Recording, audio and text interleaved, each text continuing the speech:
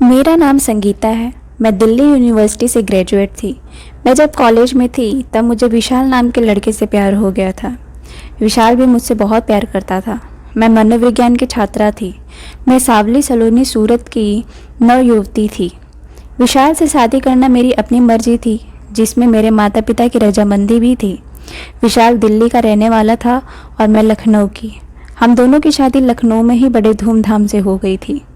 7 फेरों के बंधन में बंधकर हम दोनों एयरपोर्ट पहुंचे। हवाई जहाज़ ने जब उड़ान भरी तो मैंने आंखें बंद कर ली और कसकर विशाल को थाम लिया। जब स्थिति सामान्य हुई तो लज्जावश मेरी नज़रें झुक गई, पर विशाल की मंद मुस्कुराहट ने रिश्ते में मिठास घोल दी। हम पगफेरे के लिए इसी हवाई जहाज़ से वापस आएंगे, मैंने विशाल से कहा।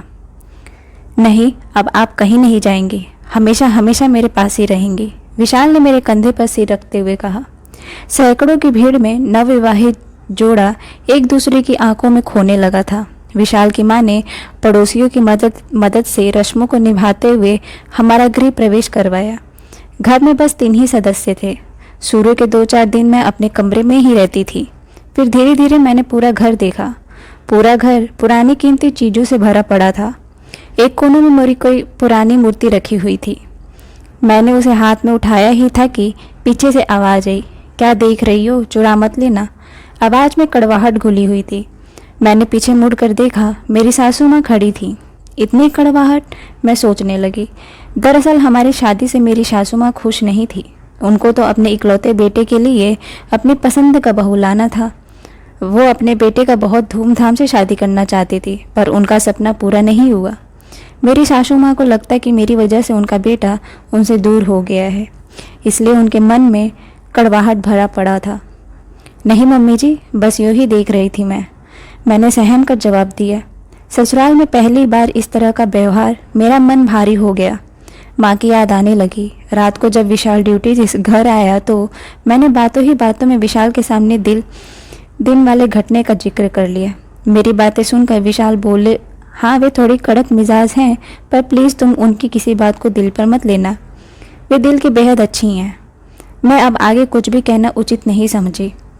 एक दिन दोपहर को जब मैं लेटी कोई पत्रिका पढ़ रही थी, तभी मेरी सासू माँ मेरे कमरे में आई। उन्हें देख मैं उठकर बैठ गई। उसके बाद हम दोनों सास बहू में इधर उधर की बातें हुई। बातों ही बातों में मेरे गहनों का जिक्र हो आया तो मैं खुशी से उन्हें गहने दिखाने लगी। बातों का सिलसिला इतना चलता रहा। करीब आधे घंटे बाद जब मैं गहने को डब्बे में डालने लगी तो सोने के कंगन गायब थे। मैं परेशान होकर उसे ढूंढने लगी। आश्चर्य भी हो रहा था मुझे। सासू माँ से कुछ पूछती, इतनी हिम्मत कहाँ थी। रात को मैंने अपने पति से बताया तो उसने भी ज़्यादा ध्यान नहीं दिया और कहने लगा, तुम औरतें केवल पहनना जानती हो, यहीं कहीं रख कर भूल गई होगी, मिल जाएंगे, अभी सो जाओ। दिन भर का थका हुआ विशाल करवट बदल कर सो गया। नई नवेली दुल्हन का ज़्यादा बोलना भी ठीक नहीं, यह सोचकर मैं चुपचाप रह गई। लेकिन मैं मनोविज्ञान की छात्रा थी, अनकहे भावों को पढ़ना जानती थी मैं, पर कहूँ किससे। फिर अचानक विशाल के बारे में सोचते ही कंगन बेकार लगने लगे। लेकिन अगले ही दिन घर में सोने की एक और मूर्ति दिखाई दी। मम्मी जी, बहुत सुंदर है यह मूर्ति, कहाँ से खरीद कर लाई आप? मैंने तारीफ करते हुए पूछा। कहीं से भी, तुमसे मतलब, मेरी सास ने तुनक कर जवाब दिया। मैं बड़ी वहीं खड़ी चुपचाप उनको देखने लगी। 15 दिन के अंदर अंदर मेरे नाक की नथ कहीं गुम हो गई। अब पानी सिर के ऊपर जा रहा था। विशाल कुछ सुनने को तैयार न था। स्थिति दिन ब दिन बिगड़ती जा रही थी। अचानक घर में गहनों की चोरी हो रही थी और मुझे कुछ भी समझ में नहीं आ रहा था। मेरी सास से पूछने पर चिल्लाने लगती कि मुझे चोर बोल रही है, पर घर में 3 ही सदस्य थे तो गहने कौन ले सकता है। एक दिन दोपहर के खाना खाने के बाद सभी अपने अपने कमरे में आराम करने गए। उस वक्त मेरी सास पूरे गहने पहनकर खुद को आईने में निहार रही थी। तरह तरह के भाव दिखा रही थी। मैं ये सब देखकर चौंक गई। संयोगवश उसी वक्त मैं किसी काम से उनके पास आना चाहती थी। अपने कमरे से निकली ही थी कि खिड़की से ही मुझे वह मंजर दिख गया। उस वक्त उनके शरीर पे वे गहने भी थे जो मेरे डब्बे से गायब हुए थे। सबको यकीन में बदलते देख मैं सिहर उठी। मैंने चुपके से अपनी सास के 1-2 तस्वीरें ले ली। रात को डिनर खत्म करने के बाद विशाल मुझे कुछ गहने चाहिए थे। मैं अभी बात पूरा भी नहीं कर पाई थी कि तभी विशाल बोला, मेरी खूबसूरत बीवी को गहनों की क्या ज़रूरत है? सच कह रहा हूँ, तुम बहुत खूबसूरत हो। पर विशाल की बातें अभी मुझे बेमानी लग रही थी, क्योंकि मैं जहाँ पहुँचना चाहती थी वह रास्ता ही विशाल ने बंद कर दिया था। हार कर मैंने वे फ़ोटो दिखाए, जिसे देखते ही विशाल उछल पड़ा। उसकी आंखें आश्चर्य से फैल गईं। मम्मी के पास इतने गहने, मुझे तो पता ही नहीं था। विशाल ने आश्चर्य से फैली आंखों को सिकोड़ते हुए कहा, नहीं, यह अच्छी बात नहीं है विशाल, तुमने शायद देखा नहीं। इनमें वे गहने भी हैं जो मेरे डब्बे से गायब हुए थे। मैंने उसकी आंखों में आंखें डालकर कहा, माँ के गहने यानी तुम्हारे गहने? विशाल को शर्मिंदगी महसूस हो रही थी, तो उसने बात को टालते हुए कहा, विशाल, तुम क्यों समझना नहीं चाहते? या फिर मैं उसके चेहरे पे आ रहे भाव को पढ़ने की कोशिश करने लगी, क्योंकि जो बात सामने आ रही थी वह अजीब सी थी।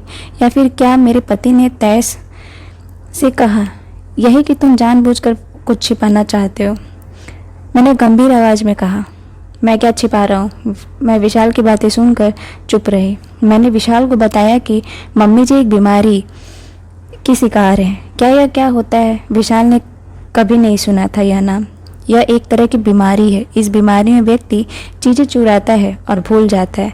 मैं एक ही सांस में सारी बातें कह गई, लेकिन विशाल मानने को तैयार नहीं था कि उसकी माँ बीमार है, और उसको ऐसा लग रहा था कि मानो मैं अपनी ही सास पर चोरी का इल्ज़ाम लगा रही हूँ।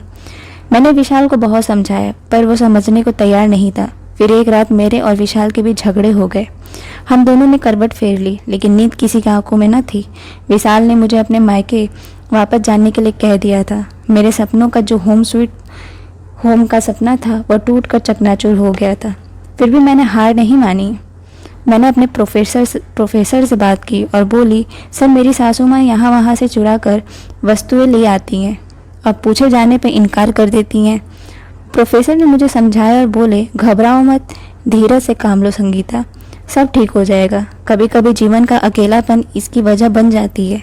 आगे तुम खुद समझदार हो। प्रोफेसर साहब ने रिश्ते की नाजुकता को समझाते हुए कहा, क्लेप्टोमेनिया लाइलाज बीमारी नहीं, अपनापन और लगाव से इसे दूर किया जा सकता है। प्रोफेसर साहब के आखिरी वाक्य ने मेरे अंदर के मनोबल को बढ़ा दिया था। मैं उनके द्वारा दिए गए निर्देशों का पालन करने लगी। इलाज का पहला कदम था गहरी दोस्ती।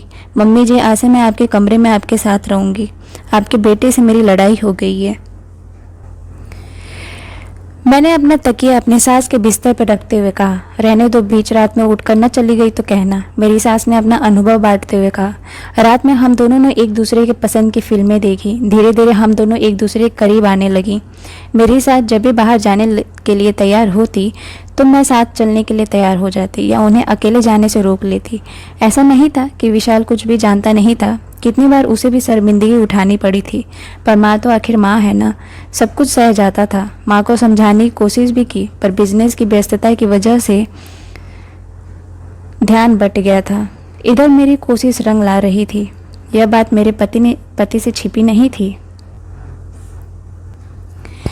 अपनी नादानी पर शर्मिंदा भी था। अपने बीच के मनमुटाव को कम करने के लिए मेरे पसंद की चॉकलेट फ्लेवर वाली आइसक्रीम लाया था, जिसे अपने हाथों से खिलाकर कान पकड़कर माफ़ी मांगी थी।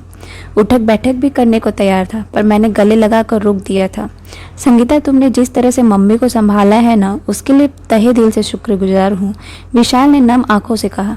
अभी नहीं, अभी हमें उन सभी चीज़ों की लिस्ट बनानी होगी जो मम्मी जी कहीं से और ले आई हैं। उन्हें लौटाना भी होगा। मैंने इलाज का दूसरा कदम उठाया। लौटाना क्यों संगीता? इससे तो बात विशाल ने अपने घर की इज्जत की परवाह करते हुए कहा, पर मैंने समझाया कि तो विशाल मान गए। संगीता की एक एक बात उसके आत्मविश्वास का परिचय दे रही थी। मेरे रूप का दीवाना तो वह पहले से ही था, पर आज अपनी माँ के प्रति फिक्रमंद देखकर ही मन अपनी पसंद पर गर्व करने लगा था। रात भर जाग कर हम दोनों ने उन सभी सामानों का लिस्ट बनाई जो घर के नहीं थे। सबको गिफ्ट की तरह रैपिंग किया।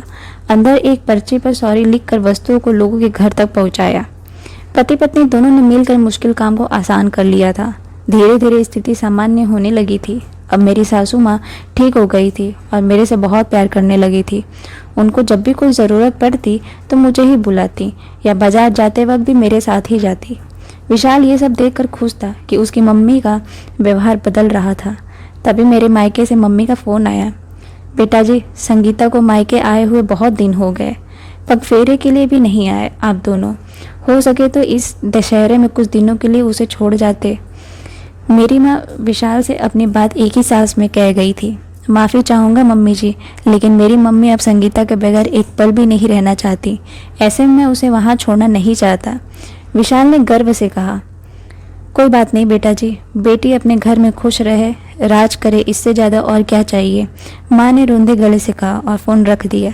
अब मेरे होम स्वीट होम का सपना साकार हो रहा था। उम्मीद करती हूँ आपको हमारी कहानी पसंद आई होगी। कहानी पसंद आई हो तो वीडियो को लाइक करें और चैनल को सब्सक्राइब करें, और हाँ, नोटिफिकेशन बेल को ज़रूर दबाएं ताकि अगली अपडेट सबसे पहले आपको मिले। धन्यवाद।